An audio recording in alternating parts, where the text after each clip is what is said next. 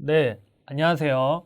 저는 대전고등학교에서 정보를 가르치고 있는 정종호 선생님입니다. 오늘은 인공지능을 강의하도록 하겠습니다. 그리고 마지막 부분에서는 오렌지3라는 프로그램을 이용해서 직접 실습을 해보도록 하겠습니다.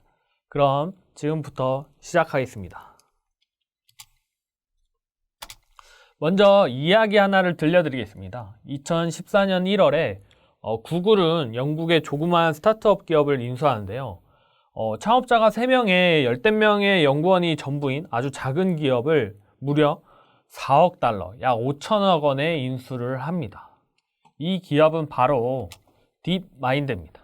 이 딥마인드는 2년 후에 알파고를 만들면서 이세돌을 이기면서 바둑을 정복합니다.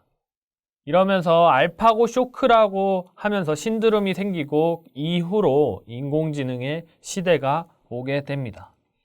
하지만 여기서 중요한 것은 보통 사람들의 99%는 단순히 컴퓨터가 엄청 빨라졌구나, 속도가 우리가 생각하는 것보다 훨씬 더 빨라졌구나, 계산을 빨리 해서 바둑을 정복했구나 라고 생각을 하는데 이것은 잘못된 것입니다. 알파고는 프로 기사가 둔 바둑의 데이터, 즉 기보라고 하죠. 기보를 보고 학습을 해서 중간중간에 자기가 판단을 해서 바둑을 정복한 것입니다. 네. 이러한 기계가 학습해서 생각하는 기술인 인공지능은 요즘에 초화두로 떠오르고 있는데요. 그 자세한 이유는 아무래도 인간이 아직 해결하지 못한 문제에 대해서 해결책이라고 생각을 하기 때문입니다. 예를 들어서 지금 코로나 시국이잖아요. 코로나를 비롯해서 불치병, 난치병 같은 문제를 해결할 수도 있다고 생각하고, 또한 여름에는 태풍이 언제 올지 모르고 겨울에는 눈보라를 잘 예측을 못하는 경우가 있잖아요.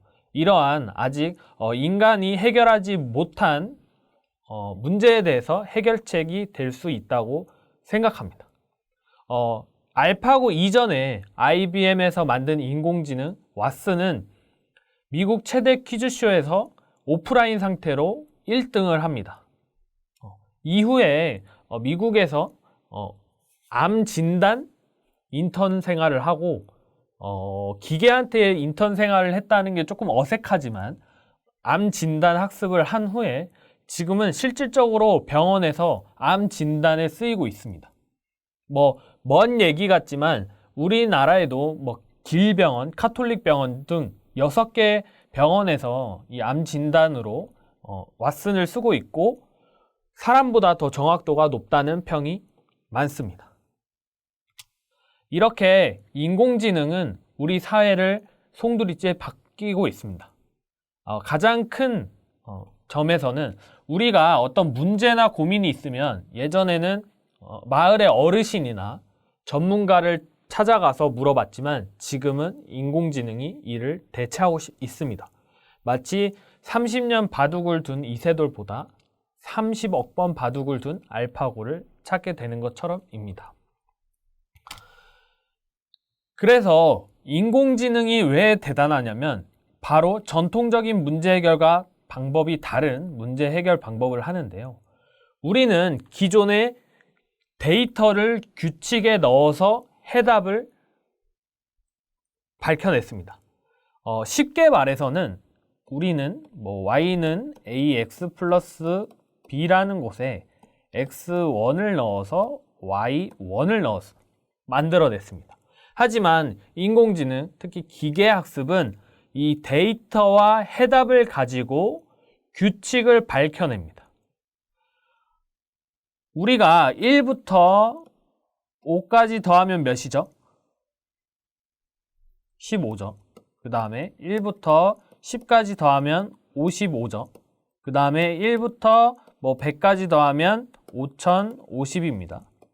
그러면 기계학습, 인공지능은 이 5와 15, 10과 55, 100과 5050 이 데이터와 해답을 가지고 2분의 n 곱하기 n-1이라는 규칙을 얻어냅니다. 그러면 n이 1부터 어떤 숫자든지 그 해답을 예측할 수 있게 됩니다. 이것이 바로 인공지능이 문제를 해결하는 방법이자 왜 지금 인공지능이 이렇게 시대적으로 급부상한지를 알 수 있는 점입니다. 이렇기 위해서는 기계를 학습할 수 있는 데이터가 중요한데요. 여기 보시면 데이터의 가치를 가장 잘 나타내는 영어 한 문장입니다. 이렇듯 우리 사회는 빅데이터 붐 시대가 지난 이후에 인공지능 시대가 왔는데요. 이것은 필연이라고 할 수 있습니다.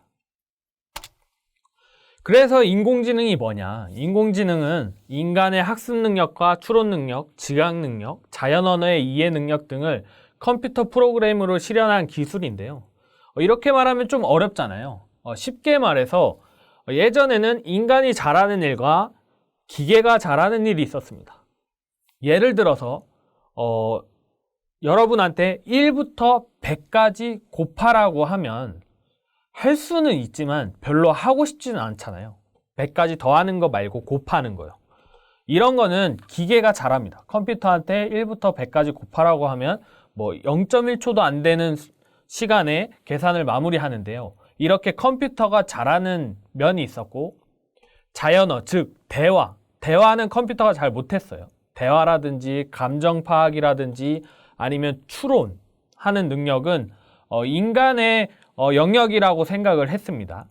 하지만 인공지능은 이러한 인간의 영역이라고 생각했던 곳에 컴퓨터, 즉 기계가 침범하고 더 월등한 능력을 보여주는 것이 바로 인공지능입니다. 인공지능은 크게 4가지 범주가 있는데요. 가장 낮은 범주는 인간적으로 행동하는 인공지능입니다. 그리고 목표는 이성적으로 생각하는 인공지능입니다. 지금 단계는 인간적으로 행동하는 인공지능인데요. 예를 들어서 자율주행 자동차도 결과적으로는 인간이 인간적으로 행동할 수 있게 만든 자동차이고 아직 제일 낮은 범주의 인공지능이라고 할 수 있습니다. 하지만 이렇게 제일 낮은 범주의 인공지능임에도 불구하고 이 사회를 급격히 변화시키는 걸 봤을 때 하루빨리 인공지능을 공부를 해야 되고 쫓아가야 된다고 생각을 합니다. 그리고 인공지능은 인공지능 안에 머신러닝 또는 기계학습이라고 불리는 머신러닝이 있고 그 다음에 머신러닝이 또 발전을 해서 딥러닝이 있습니다. 우리가 말하는 인공지능 사회는 인공지능 자체보다는 이 머신러닝과 딥러닝의 원리, 이러한 기술에 의해서 발전한다고 보면 됩니다.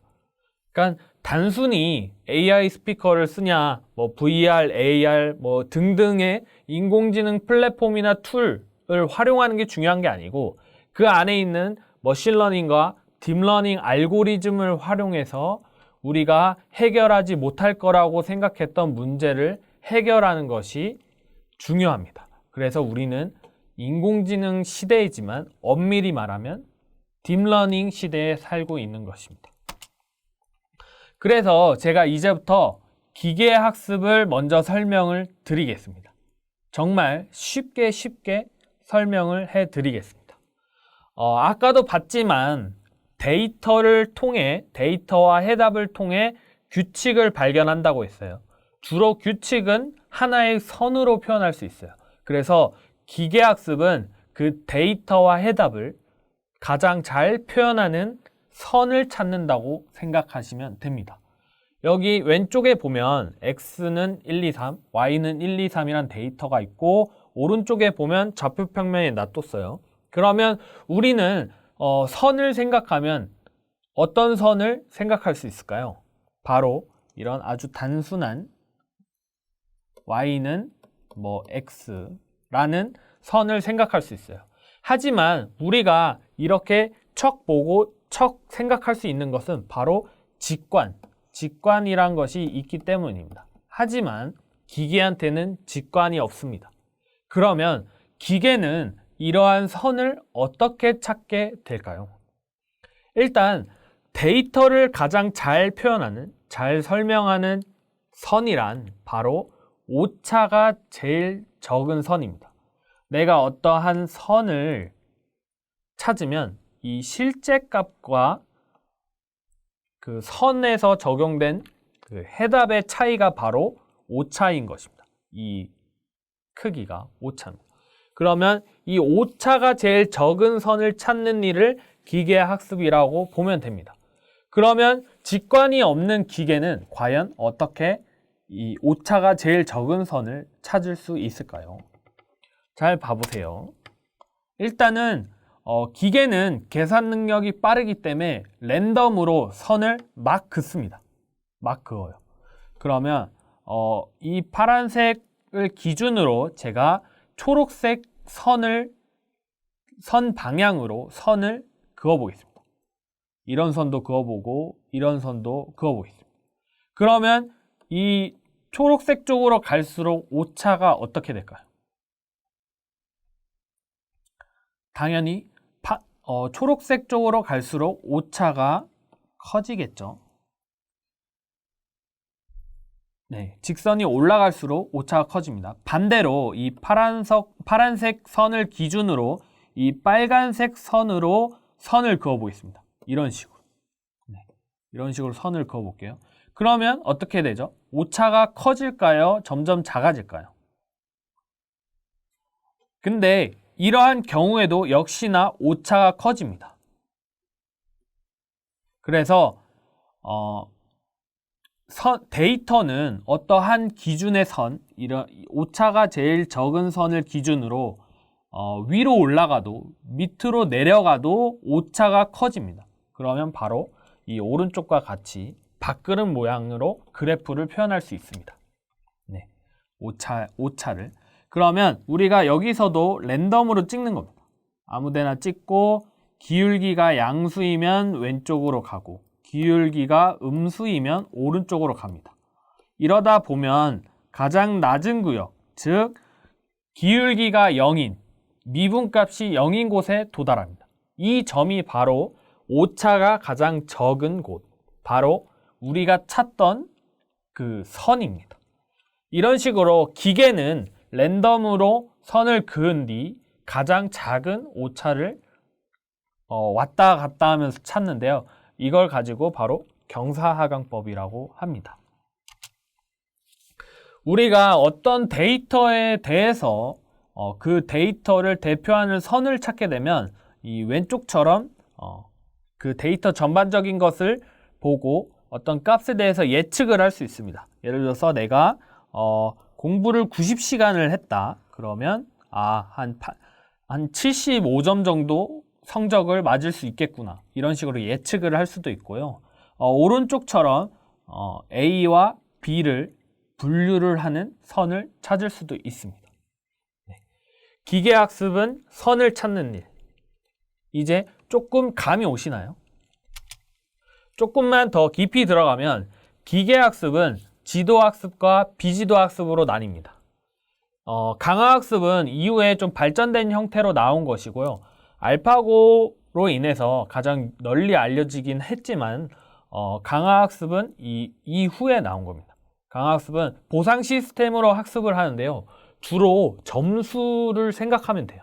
그래서 최선의 수를 두면 점수를 더 주고 보상을 주는 거죠. 그 다음에 나쁜 수를 두면 마이너스 점수를 주고 보상이 아니라 벌을 주는 거죠. 이게 바로 강화학습의 원리입니다. 그러면 지도학습과 비지도학습의 차이는 뭐냐면 여기 보시면 이 레이블된 데이터, 레이블이 없는 데이터로 학습을 하는 것이 차이인데요. 이 레이블은 주로 정답이라고도 얘기를 하지만 정답이랑은 조금 다른 의미입니다. 예를 들어서 우리가 마트에 가서 호박이랑 수박을 구분하는 이미지 인식 인공지능을 만든다고 생각을 해볼게요. 그러면 그 수박이나 호박에 택 같은 거 있잖아요. 이거는 뭐 호박이고 이건 가격이 얼마고 뭐 바코드가 있는 택, 이걸 가지고 학습을 하면 레이블이 된 데이터로 학습을 했다고 볼 수 있는 거. 이건 지도 학습이고, 택 없이 뭐 그냥 풀어놓고 뭐 3개에 10,000원 이런 식으로 가져갈 수 있게 한 그런 호박이랑 수박, 택이 없는 이런 레이블이 없는 데이터를 가지고 학습을 하면 비지도 학습입니다. 지도 학습은 분류와 예측으로 나뉘는데요. 예측은 회귀 알고리즘 한 개밖에 없어요. 그래서 예측을 회귀라고도 부릅니다. 분류는 서포트 벡터 머신, 랜덤 포레스트, 뭐 의사결정 트리 등 알고리즘이 되게 다양하고요. 결과론적으로는 조금의 차이가 있지만 결과적으로는 오차가 적은 선을 찾는 것은 동일합니다. 분류와 예측의 차이는 쉽게 주관식과 객관식이라고 생각을 하면 됩니다. 우리가 내일 비가 올지 맑을지를 예측한다. 그러면 분류고, 비가 올 확률이 몇 %인지를 예측하면 회귀, 예측입니다. 또한 비지도 학습은 레이블이 없는 데이터, 즉 뭐 정답이 없는 데이터라고 불리우는데요. 이 데이터로 학습을 하기 때문에 데이터에 숨겨진 구조나 특징 등을 발견할 때 주로 씁니다. 그래서 가장 대표적인 알고리즘이 클러스터링, 군집입니다. 예. 그래서 기계학습에서는 이 지도학습, 비지도학습이 있고, 이것은 레이블된 데이터로 학습하냐, 레이블되지 않는 데이터로 학습하냐가 구분이 되고, 분류는 객관식, 예측은 회귀는 객관식이라고 생각을 하시면 좋을 것 같습니다. 그래서 결국은 기계학습은 선형회귀에 기반한 기술이라고 할 수 있으며, 지금 아까 보면 여기 보시면 지금 한 가지 속성, 그러니까 종속변인이라고 하죠. 종속변인이 x가 하나잖아요. 하지만 이 종속변인 뭐 시험 시간, 공부 시간을 가지고 시험 성적을 예측을 했지만, 이것이 선형회귀라고 하면 데이터도 훨씬 더 많아지고 알고리즘도 조금씩 변화를 시키고, 그 다음에 시험 공부 시간뿐만 아니라 뭐 직전 학기 성적, 아니면 유사 과목 성적, 뭐 당일 컨디션 등등 이런 여러 가지 속성, 즉 여러 가지 종속변인이 있으면 더 정확한 확률로 예측을 할 수 있게 됩니다. 결과론적으로 계속 강조해서 말씀드리지만 기계학습은 하나의 선을 찾는 것이 목표이자, 이 선은 예측, 정답으로 가는 길입니다. 어떠셨어요? 조금 기계학습, 인공지능 생소했던 개념인데 조금은 이해가 가나요? 아무래도 인공지능이나 기계학습 이런 기술들은 지금 현 시대를 뒤바꾸고 있는 기술인 만큼 좀 어려운 점이 있어요. 어려운 점이 있지만 제가 최대한 쉽게 설명을 했는데요. 이런 걸 통해서 감을 잡으시고 나중에 또 공부를 더 깊게 해보면 좋을 것 같습니다. 그 다음은 인공지능의 역사인데요. 의외로 인공지능은 1950년대부터 나온 개념이에요. 그래서 두 번의 붐과 두 번의 겨울을 거쳐 지금의 딥러닝 시대로 오게 됐습니다. 그러면 맨 앞에서도 말한 가장 발전된 기술인 딥러닝에 대해서 제가 설명을 해드릴게요. 딥러닝도 하나의 이야기로 풀어서 말씀을 드릴게요. 어떤 한 사람이 아주 재밌는 생각을 합니다. 쪽파리는 바람도 피하고 먹이도 먹고, 그리고 심지어 우리가 하지 못하는 날개짓도 합니다. 쪽파리의 뇌가 5g밖에 안 된다고 해요. 이렇게 작은 뇌를 갖고 있는데도 먹이도 먹고 바람도 피하고 날개짓도 합니다. 그래서 한 사람이 재밌는 생각을 합니다. 잘 들어보세요. 인공의 생각을 만들 생각을 합니다. 다시 말씀드릴게요. 인공의 생각을 만들 생각을 합니다. 그래서 이 인공의 생각을 만드는 프로젝트가 시작됩니다.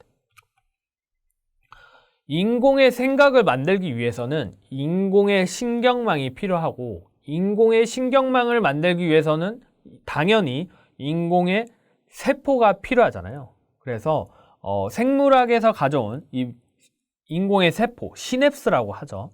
이것을 단순한 하나의 1차 함수로 만듭니다. 우리는 중고등학교 때 과학에서 배웠을 거예요. 이렇게 여러 가지의 이 신경세포가 자극을 전달해주고 일정 임계점 이상이면 다음 세포에 이 자극을 전달하게 됩니다. 그래서 우리는 이러한 자극을 X1, X2라고 합니다. 뭐 X3, X4 뭐 이렇게 세포 수만큼 더 늘어날 수 있죠. 그리고 그 세포에 대한 가중치를 W1, W2, W3라고 합니다. 그래서 이러한 자극과 그 가중치, 그 자극의 세기를 곱하고요. 더해주고 마지막에 B, 편향을 더해준 것이 바로 인공의 세포입니다. 그래서 이 더한 값, 이 1차 식이 속성은 여러 개가 되겠죠. X1, X2, X3 막 이런 식으로. 속성은 여러 가지만 1차 식이 어느 정도 임계점 이상으로 가면 출력을 해주는 겁니다. 우리가 조금 복잡하게 생각했던 이런 세포를 단순한 1차 방정식 하나로 인공신경세포를 만든 거예요. 조금 잘 이해가 안 되는 부분이 있을 수 있는데요. 예를 들어서 우리가 이렇게 툭툭 건들 수도 있고 세게 팡 칠 수도 있잖아요. 이런 자극의 세기를 가중치라고 합니다. 그리고 이 편향이 조금 헷갈리시고 감이 안 오실 텐데요. 제가 예시를 들을게요. 제가 옆 사람의 어깨를 툭툭 건드릴게요. 그러면 옆 사람은 뭐지? 이 정도 반응을 하잖아요. 하지만 내가 똑같이 툭툭 건드리는데 눈 쪽을 툭툭 건드리려고 하면 어때요? 이렇게 뭐 반응도 뭐 뒤로 훨씬 더 빼기도 하고 뭐 화도 내고 뭐 안 좋은 얘기도 하겠죠. 거친 말도 하겠죠. 이게 같은 세기지만 어떤 세포를 자극하냐에 따라서 반응과 생각은 달라졌습니다. 이런 게 바로 편향입니다. 편향. 마지막에 취향이라고 할 수 있죠. 조금 감이 오시나요? 그러면 마지막으로 한 가지만 더 예시를 들어드릴게요. 내가 하루 종일 엄청 힘들게 일하고 혹은 하루 종일 엄청 힘들게 공부를 하고 점심도 굶어가면서 그러고 집에 돌아갔어요. 집에 돌아갔는데 막 고기 삶는 냄새가 나요. 수육 삶는 냄새가 나는 거예요. 그럼 어때요? 막 침도 고이고 뭐 당장 식탁 앞으로 가게 되잖아요. 하지만 내가 지친 상태로 집에 왔는데 브로콜리, 야채 삶는 냄새가 진동을 해요. 그럼 어때요? 약간 뭐지 하면서 맛있는 거 없구나 하면서 바로 침대에 가고 침도 안 고이죠. 같은 음식의 색이지만 우리의 반응 그리고 생각은 전혀 다르게 나옵니다. 이게 바로 이 편향이라고 할 수 있습니다. 그래서 한 재밌는 생각, 인공의 생각을 만들기 위한 인공의 신경세포를 만드는 방법은 자극, 이런 여러 가지 자극의 가중치를 곱해주고 이 모든 것을 더해주고 마지막에 편향을 더해줘서 임계점 이상이면 다음 세포에 전달하는 식으로 인공의 세포를 구현합니다. 이 인공의 세포를 퍼셉트론이라고 명합니다. 그래서 이러한 세포들이 모이면 우리가 해결하지 못하는 것도 해결할 수가 있게 됐는데요. 이런 식으로 이 지금 왼쪽에 세포 하나가 바로 요 세포 하는 거예요. 그래서 이렇게 병렬적으로 여러 개를 세포를 나열하고 그 다음에 여러 가지의 층을 두어서 신경세포망이 되는 거예요. 인공의 신경세포망이 돼서 우리가 생각하는 인공의 생각을 구현하게 됩니다. 이거 하나가 이제 이 세포 하나가 되는 거죠. 그러면 뭐 여기는 뭐 여기가 엄청 식이 복잡해지죠. 몇 개죠? 하나, 둘, 셋, 넷, 다, 일곱, 여덟, 아홉 개 1차 식이 여기에다가 가중치가 더해지고 곱해지고 더해지니까 엄청 복잡해지겠죠.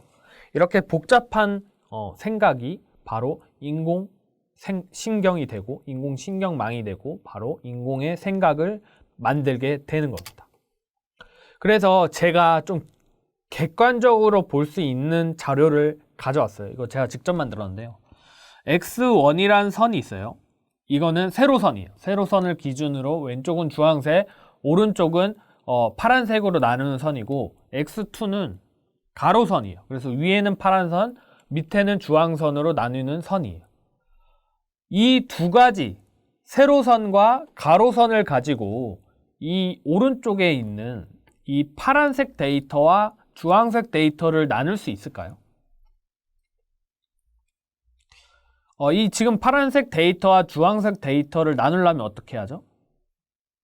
뭐 이런 원 비슷한 선이 필요하잖아요. 그러면 여러분 이 세로선과 가로선을 가지고 이 선을 만들 수 있을까요? 불가능하다고 생각하겠죠. 하지만 딥러닝은 가능합니다. 일단은 두 선을 가지고 조합을 해서 세 개의 선을 만듭니다.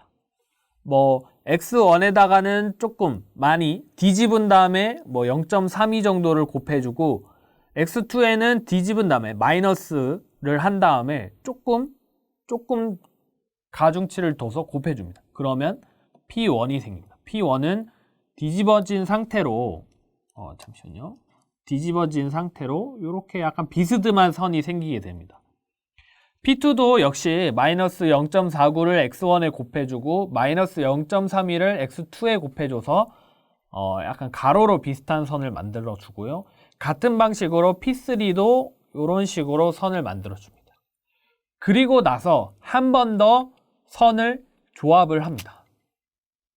P1, P2, P3 만든 선을 조합을 해서 Q1, Q2, Q3를 조합하는데요. P1에는 1.1, P2에는 마이너스 1.6, P3에는 1.1을 곱하면 요런 선이 생깁니다. 요런 선이 생기고 그 다음 Q2는 이런 식으로 생기고 Q3는 이런 선으로 생깁니다.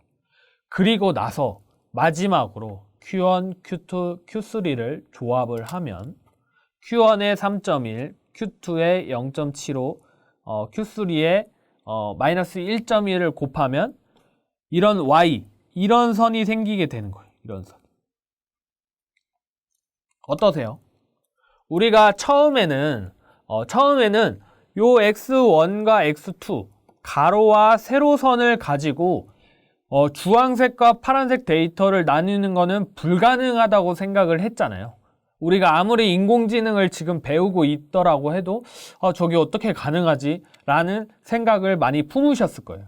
하지만 앞서 배웠던 것처럼 인공세포, 우리 지금 신경망, 세포처럼 병렬적으로 1차 함수를 두고 그 다음에 세 층을 넣어서 마지막에 조합을 하니까 불가능이라고 생각했던 이런 데이터를 구분을 할 수 있게 됩니다.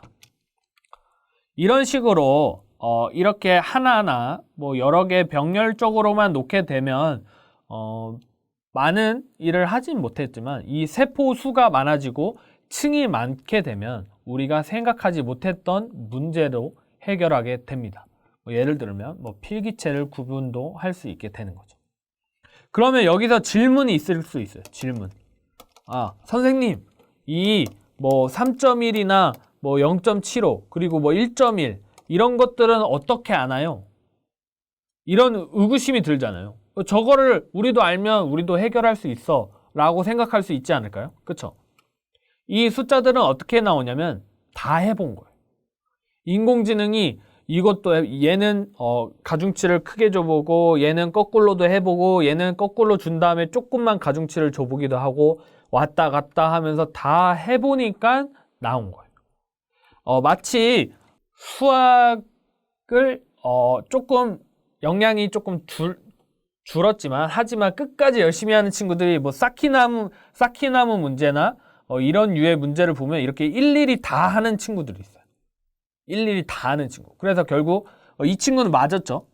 왼쪽과 오른쪽 친구는 틀렸는데 이 친구는 맞았는데 이 가운데가 인공지능이에요. 다 해본 거예요. 이것도 해보고 저것도 해보고 이렇게도 해보고 저렇게도 해보고 다 해보니까 제일 맞는 거는 이거인 거죠. 인공지능은 왜인지는 몰라요. 다 해보니까 정답인 거예요. 그래서 더 인공지능이 힘든 겁니다. 그래서 우리는 이런 인공지능을 일컫는 말로 약인공지능이라고 합니다.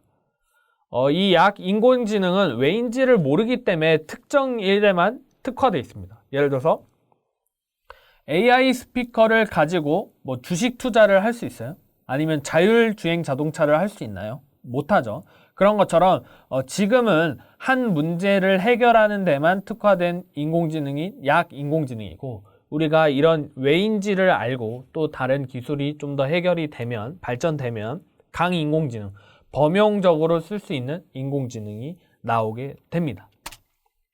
그래서 우리는 이렇게 하나씩 장애물을 해결해 가면서 50년, 60년이란 시간이 지나서 결국에는 2010년을 기점으로 급격히 발전해서 기계학습, 딥러닝에 이르고 지금의 인공지능 시대인 바로 딥러닝 시대가 오게 되었습니다. 여기까지가 제가 말씀드렸던 인공지능이고요. 이제 인공지능 이야기를 듣고 감이 왔으니까 실제로 실습을 해야죠. 여러분, 학습이라고 하잖아요. 제가 지금 학을 했죠. 학을. 그러면 여러분은 습을 해야죠. 그래야 학습이 완성이 되는데요. 그래서 오렌지3라는 프로그램을 이용해서 우리는 직접 인공지능의 모델을 만들어 보겠습니다. 일단 오렌지3를 설치를 해야겠죠. 인터넷에 오렌지3라고 검색을 하거나 또는 여기 위에 상단에 있는 링크로 들어가서요. 오렌지 다운로드에 들어가면 뭐 3.293 지금은 더 버전이 업그레이드 됐는데요. 이 오렌지를 다운로드 받아주시기 바랍니다. 다운로드를 받을 때 이런 식으로 쭉 넥스트를 하는데요. 제일 중요한 것은 오렌지가 결국엔 파이썬이란 프로그래밍 언어 기반이에요. 그 파이썬 프로그래밍 언어로 이 알고리즘을 활용해서 할 수 있는 인공지능 모델인데요. 그래서 이 아나콘다, 이 미니콘다라는 것을 설치를 해줘야 됩니다. 이렇게 파이썬을 번역을 담당해주는 그런 것을 깔아야 되는데요. 여기서 주의할 점은 계속 넥스트, 어그리를 하지만 이쪽에 가서 시스템 패스 환경 설정을 꼭 클릭을 해주셔야 오류가 안 나고 잘 설치가 됩니다. 계속 클릭하다가 이 화면이 나오기만을 기다렸다가 체크를 해주시는 게 바로 중요합니다. 그래야 바로 실습을 할 수 있어요.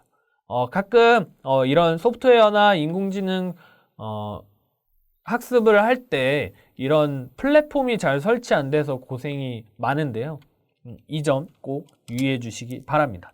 그리고 나서 설치가 쭉 끝나면 제가 지금 여기 링크를 올려놨어요. 여기는 당뇨병을 이따 예측하는 인공지능을 만들 건데요. 그 모델을 만드는 데이터입니다. 그러면 이것을 다운로드 받아주시기 바랍니다. 그러면 우리가 할 일이 뭐죠? 오렌지3를 다운로드 받고 그 다음에 당뇨병 예측 데이터를 다운로드 받으신 후에 실습을 하도록 하겠습니다. 네, 그러면 여기까지 하고요. 그러면 다운로드가 되면 저는 다시 와서 인공지능 실습을 마저 하도록 하겠습니다. 이제 두 번째 시간은 앞서 말씀드렸던 것처럼 오렌지3를 이용해서 인공지능을 실습하겠습니다. 인공지능을 실습한다는 것은 단순히 어떠한 프로그램을 직접 해보는 것을 떠나서 이 컴퓨터를 학습시키는 것과 같습니다. 우리가 이제부터 기계를 학습시키도록 하겠습니다.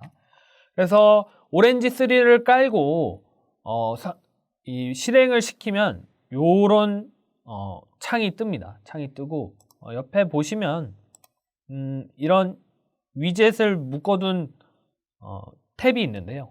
이게 바로 인공지능 모델을 만드는 순서라고 생각을 합니다. 데이터가 먼저 있잖아요. 그래서 데이터를 가져와서 잘 가져왔는지 혹은 좀 전처리, 좀 다듬어주고 그 다음에 비주얼라이즈, 데이터를 살펴보고 그 다음에 인공지능 모델을 만들어 보고 그 다음에 여기서는 평가를 해보는 것이 이 인공지능 모델을 만드는 순서입니다. 이 언슈퍼바이저드는 비지도 학습 위젯만 따로 있는 겁니다. 그러면 지금부터 인공지능 모델을 만들어 볼 건데 가장 기본적인 정말 기본적인 인공지능 모델을 한번 만들어 볼게요. 이게 기계가 이렇게 단순한 것부터 학습을 할 수 있구나 라는 것을 보여드리겠습니다. 그러면 제가 이렇게 빈 엑셀, 진짜 그냥 빈 엑셀을 2개를 켰습니다. 빈 엑셀을 켜서 첫 번째 여기에다가 X와 Y를 넣고 1, 2, 3, 4, 5를 입력하겠습니다. 이 정도는 할 수 있으시죠? 예, 조금 더 크게 보여드리겠습니다. 그리고 Y에는 20, 40, 60, 80, 100을 넣겠습니다. 그리고 저는 밑에다가는 X랑 Y를 입력하고 이거 2개 똑같아야 됩니다. 가끔 가다가 여기는 소문자 입력하고 여기는 대문자 하는 경우가 있는데 둘 다 소문자고 그 다음에 여기 Y를 빼먹는 경우가 있어요. 여기도 Y를 넣어주셔야 됩니다. 그래서 여기에는 6, 7, 8, 9, 10을 입력하고 오른쪽에는 빈칸으로 냅두겠습니다. 오른쪽엔 빈칸으로 냅두고 위에 거는 저장을 할게요. 저장을 하는데요. 저는 바탕화면에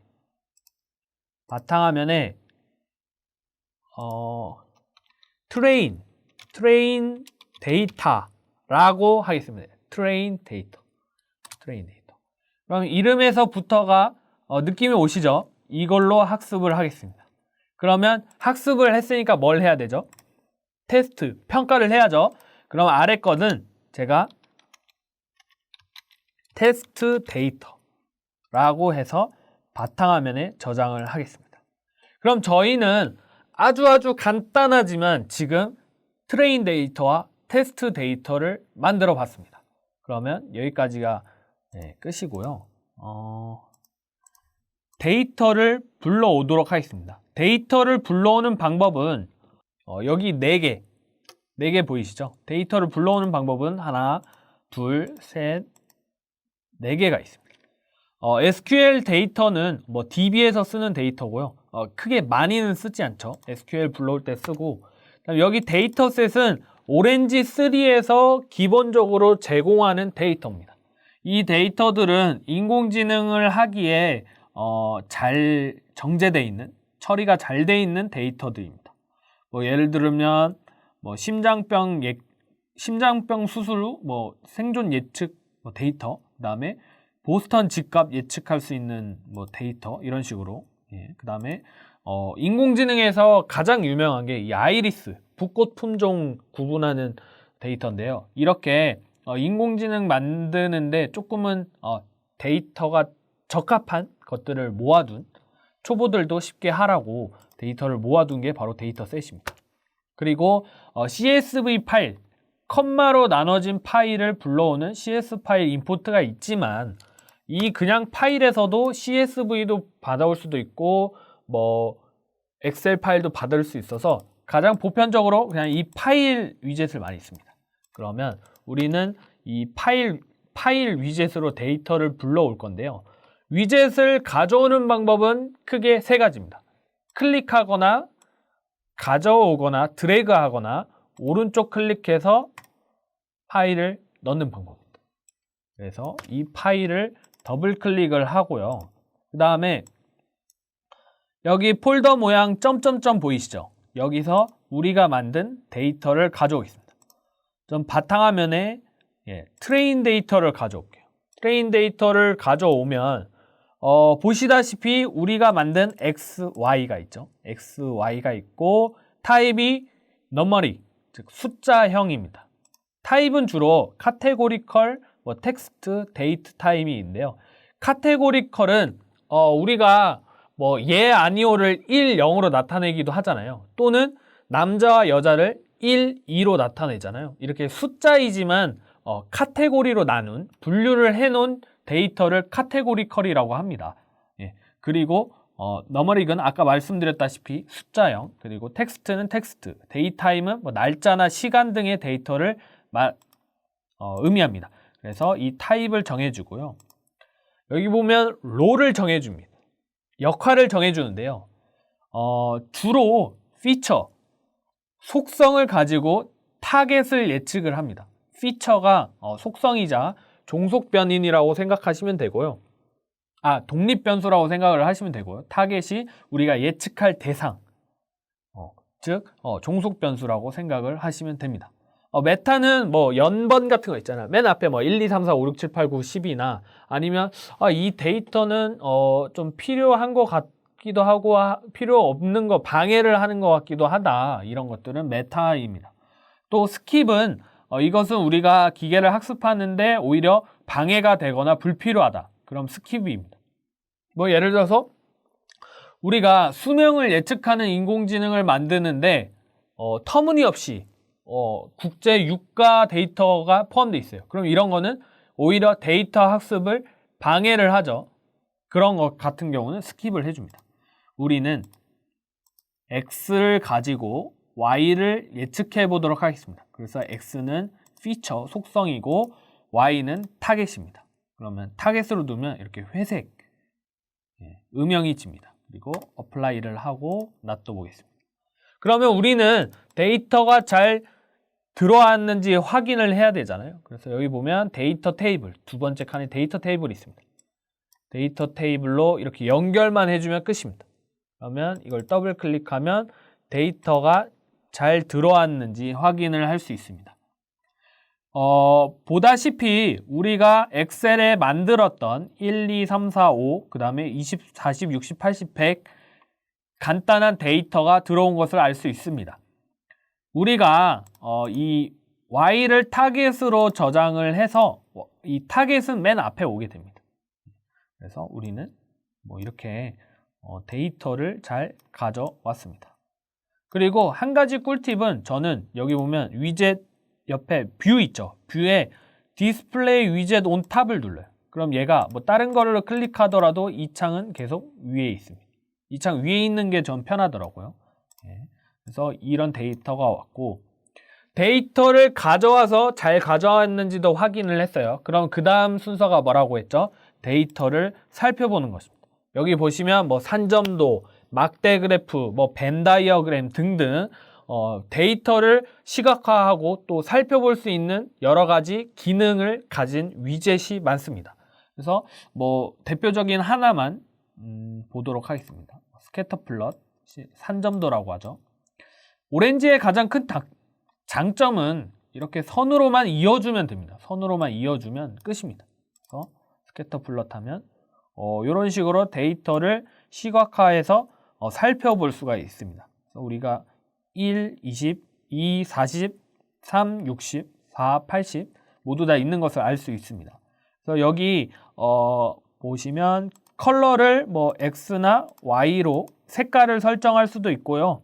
그 다음에 모양이나 사이즈나 라벨을 바꿀 수도 있고 크기를 이렇게 조절할 수도 있습니다. 또한 지역별로 색깔을 나타낼 수도 있고요. 이런 식으로 보조선을 그릴 수도 있습니다. 확실히 오렌지3의 장점은 이런 비주얼적인, 이런 시각적인 효과가 좋아요. 그래서 내가 지금 우리 진짜 별거 안 하는 것 같잖아요. 그냥 X에 5개 숫자 넣고 Y에 5개 숫자 넣어서 마우스 클릭 몇 번만 했는데 뭔가 대단한 거를 하고 있는 것 같지 않습니까? 옆에 있는 사람한테 옆에 있는 사람이 내 화면을 보고 있다면 뭐하지? 엄청난 분석을 하고 있는가? 라는 착각을 할 수도 있습니다. 이게 바로 오렌지3의 장점인 것 같아요. 그래서 우리는 지금 데이터를 가져와서 잘 가져왔는지 살펴보기까지 했습니다. 그러면 우리는 인공지능 모델을 만들어야죠. 모델을 만드는 거 역시 쉽습니다. 가장 선형회기의 기반이 이 선형회기가 영어로 이제 리니어 레그레이션이죠. 리니어 레그레이션을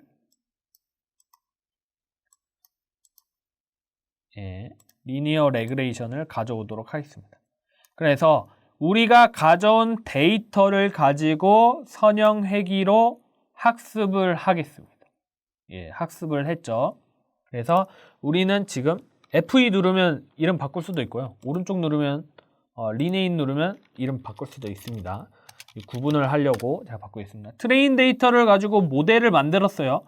모델을 만들었으니까 평가를 해야 되죠. 테스트를 하는데 테스트를 어떻게 해요?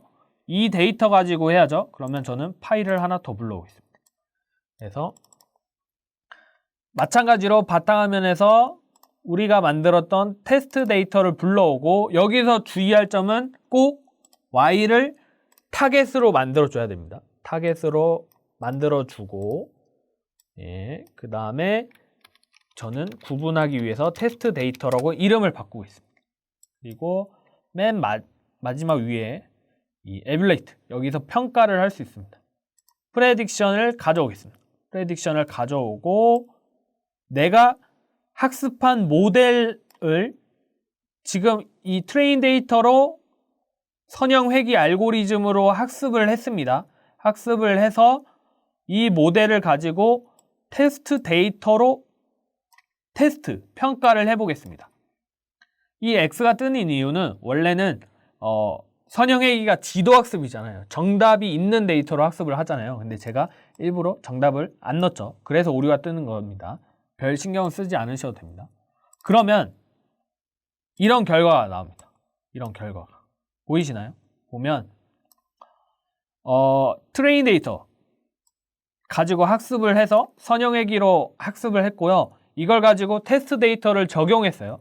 저는 X에 6, 7, 8, 9, 10을 넣었지만 Y에는 숫자를 넣진 않았어요. 하지만 여기 보시면 리니어 레그레이션 선형회기로 예측한 값이 120, 140, 160, 180, 200입니다. 어때요? 아주 기본적이긴 하지만 지금 좀 어안이 벙벙하죠? 저도 처음엔 이랬습니다.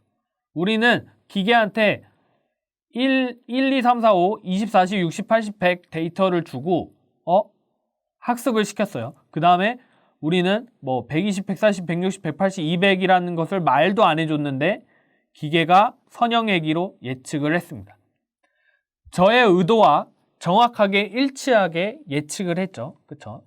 그래서 지금 짧은 시간 안에 간단한 데이터를 2개를 만들고 트레인 데이터로 선형회기 알고리즘으로 학습을 시키고 그 다음에 테스트를 해봤더니 정확하게 예측을 한 것을 알 수 있습니다.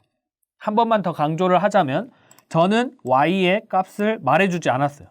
기계한테 야 이거야 Y는 이거야 라고 말을 안 해줬지만 기계는 정확하게 예측을 했습니다. 어때요? 이게 바로 선형회기고요. 가장 간단한 가장 기본적인 인공지능 모델을 만들어 왔어요. 지금 정말 한 10분, 15분 짧은 시간이지만 우리는 데이터를 불러와서 기계를 학습시키고 예측을 해봤습니다. 그러면 지금 이 데이터를 끄고 이걸 저장해도 돼요. 파일 다른 이름으로 저장을 해도 되고요. 저는 그냥 지우겠습니다. 지우고 그 다음 아까 언급했던 초기 당뇨병 예측을 해보도록 하겠습니다. 그러면 마찬가지로 데이터를 불러올게요. 데이터. 아까 1차 시 학습의 주소 있죠. 그 주소에 가셔서 debated data 업로드라는 것을 가져와 주시기 바랍니다. 여기 보시면 520이라는 인스턴스가 보입니다. 그러니까 520명의 데이터입니다. 520명한테 15가지 질문을 한 거예요. 성별이 뭐냐, 화장실을 자주 가냐, 목이 자주 마르냐, 갈수증이 있냐, 그다음에 뭐 급격한 체중 변화가 있냐, 아니면 뭐 쇠약하냐, 이런 총 15개의 질문을 했습니다. 그래서 뭐 맞으면 1, 틀리면 0. 뭐 나는 화장실을 자주 안 간다. 그럼 0. 나는 갈증을 많이 느낀다. 그럼 1. 이런 식으로 총 15개의 질문이 있고요. 마지막 클래스는 당뇨인지 아닌지를 나타내는 거예요. 그래서 520명한테 15가지의 질문을 했고 마지막에 16번째는 당뇨인지 아닌지를 나타냅니다. 그래서 우리는 이 520명의 15가지 속성, 15가지 질문을 가지고 마지막 16번째 당뇨인지 아닌지를 판단을 해보겠습니다. 그래서 당뇨인지 아닌지를 타겟으로 둡니다. 우리가 이 15가지 속성으로 당뇨인지 아닌지를 예측해 보도록 하겠습니다. 그러면 데이터가 잘 가져왔는지 이 데이터 테이블로 확인을 해볼게요. 예, 그러면 여기 일단 520개가 잘 들어온 것을 알 수 있습니다. 보면 쭉 있죠. 타겟이기 때문에 당뇨인지 아닌지가 먼저 나와 있어요. 그러면 좀 위에는 거의 당뇨고 뭐 중간중간 당뇨 아닌 사람, 당뇨인 사람이 쭉 있습니다. 그래서 성별, 그 다음에 뭐 다뇨증, 뭐 갈수증부터 해서 마지막 보면 탈모, 비만, 뭐 근육 세약도 등등 이런 15개의 질문이 있는 것을 알 수 있습니다. 아주 단순하죠. 그냥 yes or no인 설문입니다. 그래서 이번에는 약간 비주얼은 생략하도록 할게요. 이거 뭐 틈나시면 뭐 여러 개 한번 해보시는 것도 추천을 드립니다. 그래서 우리는 모델 학습을 할 건데요. 제가 말씀드렸잖아요. 지도 학습에는 분류와 예측이 있다. 분류는 뭐죠? 주관식. 예측은 객관식이죠. 반대죠. 분류는 객관식이고 예측은 주관식이죠. 우리는 당뇨인지 아닌지 이 항으로 분류할 거잖아요. 그래서 객관식입니다. 그래서 리니어 레그레이션은 유일한 회귀, 예측 알고리즘이라서 쓰지 않고요. 주로 뭐 서포트 벡터 머신, KNN, 랜덤 포레스트 제가 앞 1차 시에서 언급했다시피 분류는 알고리즘이 되게 많아요. 되게 많고 그 다음에 여기 뉴럴 네트워크가 뭐 딥러닝입니다. 저는 오늘 뭐 제일 먼저 클릭한 서포트 벡터 머신을 가지고 학습을 하겠습니다. 그 전에 이 데이터를 가지고 520개를 가지고 다 학습을 하고 이걸로 테스트를 하면 별로 안 좋아요. 왜냐하면 520개 가지고 학습을 하고 테스트를 하면 교과서만 가지고 공부를 하고 수능을 보는 거랑 똑같아요. 하지만 7대3, 8대2 이건 좀 자유입니다. 이렇게 어느 정도 나눠서 뭐 7대3이라고 하면 70%의 데이터로는 학습을 하고 30%의 데이터로 테스트를 하면 교과서 공부도 하고 모의고사도 치르고 수능을 본 거랑 똑같아요. 그래서 데이터를 7대3이나 8대2로 나눠 보겠습니다. 여기 보시면 데이터 샘플러가 있습니다. 데이터 샘플러가 어디 있을까요?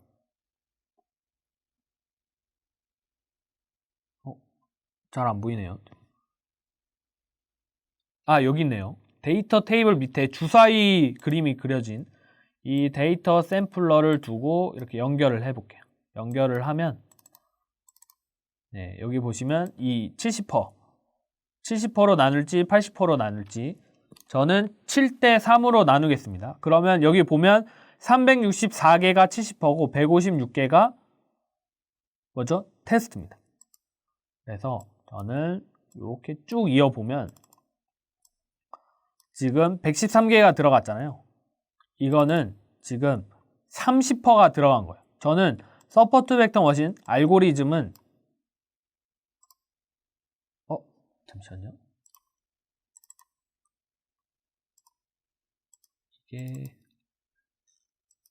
조금 그냥 데이터 샘플러로 이렇게 연결을 할게요. 이렇게 연결하면 70%가 들어간 겁니다. 이렇게 하면 70%가 들어간 거고 이걸로 학습을 했으니까 평가를 해볼게요. 평가는 다른 걸로 리메인 데이터 30%로 해보겠습니다. 30%로 해보도록 하겠습니다. 그러면 위치를 좀 바꿀까요? 이렇게 해서 지금 리메인 데이터 30%를 테스트로 놓고 70% 지금 학습을 했습니다. 그리고 이걸 연결해주면 테스트가 된 거예요. 그래서 한번 볼게요.